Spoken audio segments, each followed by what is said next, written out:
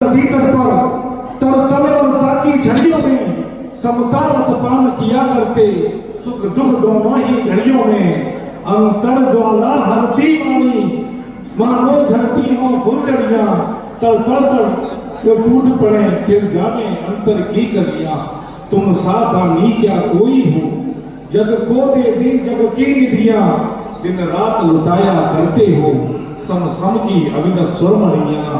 हे निर्मल देव तुम्हें प्रणाम, हे ज्ञान दीप आगम प्रणाम, हे शांत त्याग के मूर्तिमान, शिव पथ पंथी गुरुवर प्रणाम। देखा गुरुवर की महिमा कितनी होती है, गुरुवर का त्याग कितना होता है। अब चूंकि यहाँ जैन लोग हैं, वो तो विद्यासागर महाराज जी को सभी परिचित ही होंगे, लेकिन यहाँ जैनेतर समाज के लोग भी हैं जो उनका महिमा मंडन, जो उनकी महिमाएं हैं, जो उनका जीवन व्रत है, वो हो सकता है कि वो अनभिज्ञ हों। यद्यपि 18 तारीख से लेकर ऐसा कोई व्यक्ति नहीं है जो YouTube पर महाराज जी की पल पल की खबर नहीं रख रहा हो, ये चाह रहा हो कि महाराज जी ने क्या किया, कब क्या हुआ। तो महाराज जी जैसे महाराज जी का जो जन्म का नाम था विद्याधर था। उन्होंने 10 अक्टूबर 1946 को परतंत्र देश में जन्म लिया।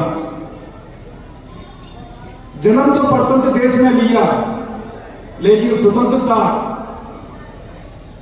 इस संसार से, इस सांसारिक चीजों से स्वतंत्रता उन्होंने 1968 में प्राप्त की, जब उन्होंने मुनि दीक्षा ली।